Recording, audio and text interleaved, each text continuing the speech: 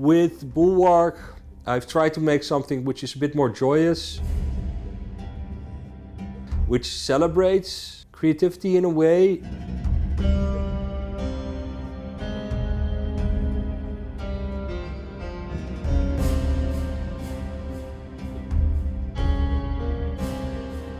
For years I've had this fantasy about a game where it takes place in a proper 3D world, in an open world where distances are correct and you have this space you fill in. The Falconeer was this coherent space. It has history, it looks a certain way, it has a certain emotion. It's super important to me. So when I wanted to make a builder strategy game, this sense of place would be central.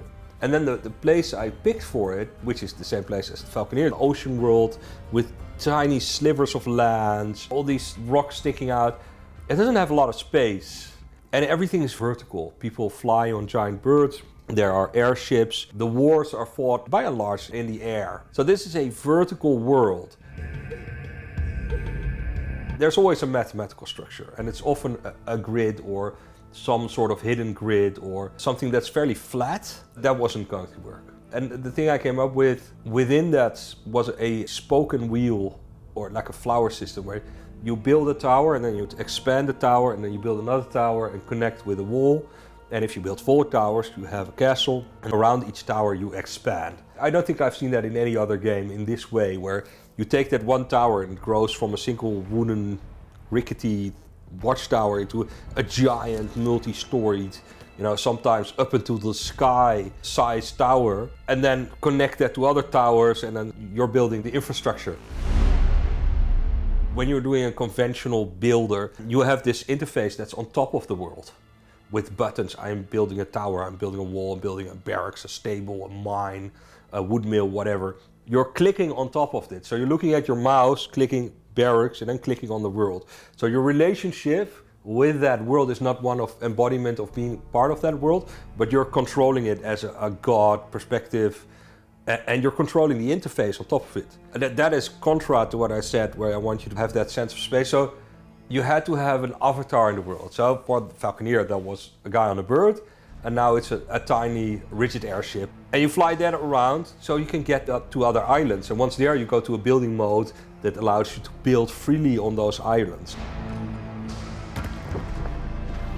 In Bulwark, the way it builds is completely unique in this spoken wheel type structure, which allows you to drape the landscape. Because you can build a tower right up the point of a peak and a tower in the water and have a walkway all the way down, or terraces up and down. So you're really building vertically, and you can go anywhere and build. And you do so from a perspective that's always inside the world. So the interface for the game, it never is a layer on top of the world. It's not on top of your computer screen. It's always happening in the world. You have to get used to it for a little bit, and it will teach you how to be a 3D artist in a sense, because you have to understand the 3D space and where your camera is. Once you're there, most people come back and say it's very relaxing because you get into the flow and just discovering what you're building, and it's very satisfying on every step. I think those are the innovative parts. And then there's combats and resources, but I think those are more systems that make it come alive. I started off with the building aspect.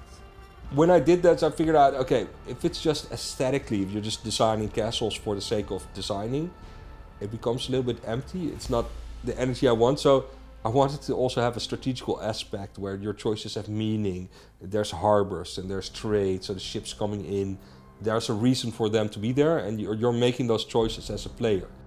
These are hard times, and thus they bring the need for uneasy alliances. This is my second attempt at making something of a strategy game. The first one, Oberon scored.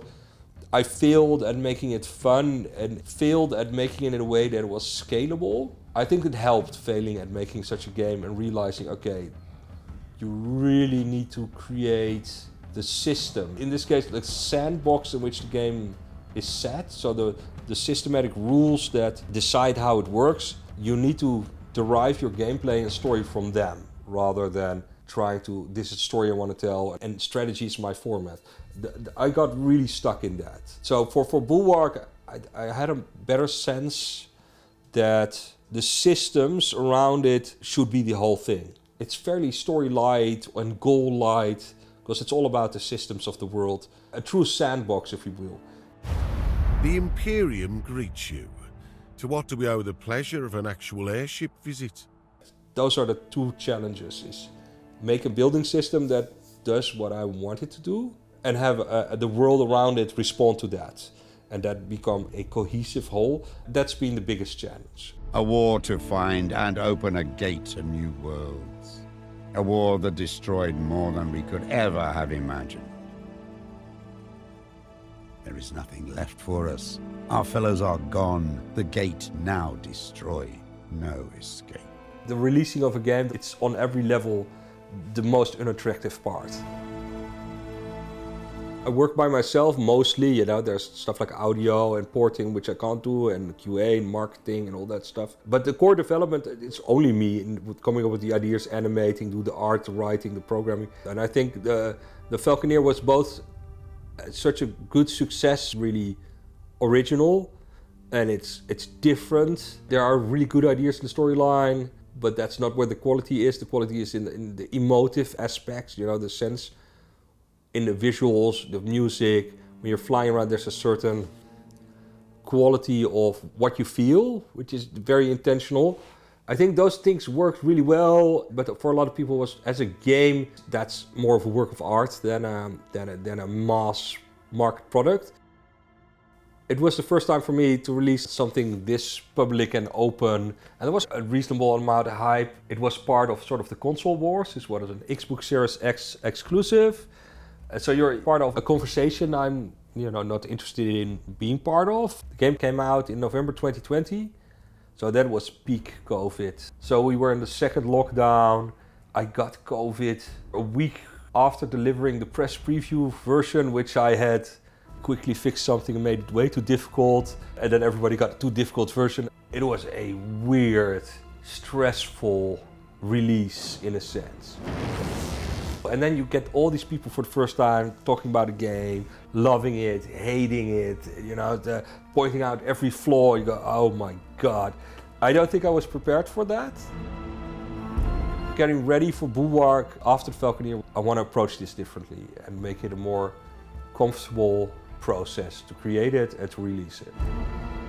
For someone like me, the game is never finished because I just enjoy creating stuff. I think there's a discipline involved where you just have to say, this is the date, it's got to be done. This is when it needs to be out. We're going to wrap it up now. That's still going to take a year. That is the worst year where you start about the practical stuff. Okay, so you need to do all the cleaning up, get all the mechanics connected, slowly work towards the end. But also think about, someone needs to come in and help with porting this to another platform. We need to think about achievements, we need to get testing done, localization, and things become all work and no fun. It's the part which I don't like, because all the potential is already explored. What helps when you're in that final phase is have people play your game, be enthusiastic, because you need other people to sort of push you through the hard parts. So for Bulwark, I said to Wired, I want this out in the world, and I don't want to do early access, because then people are paying for your product. And what I remembered from modding, people were happy and with really positive vibes and sense of community. I wanted to go back to that. So I said, well, can I abuse the demo system? So normally a demo is either a prologue or a finished bit, and it's to promote your game. So I'll make the demo, we'll do it really early, like a year before release at least. And we'll run it for 8 months, and I'll update it every day. Every new feature, I'll just chuck it in there. And that was confusing for people at work, but it works fantastic. You got lots of feedback. And then there's human interaction. People, I'm liking this game, but the controls on this. Or can you add this? That's also exciting in a way. So I replaced the excitement of my own personal journey with this sort of shared journey where everybody's part of the story with me and they're trying it out. And if you make something worthwhile, that's also, if it's not worthwhile, you won't get that sense of community because people go, yeah. So that's also sort of a validation of what you're doing and taming that beast of insecurity. Is this game worth it?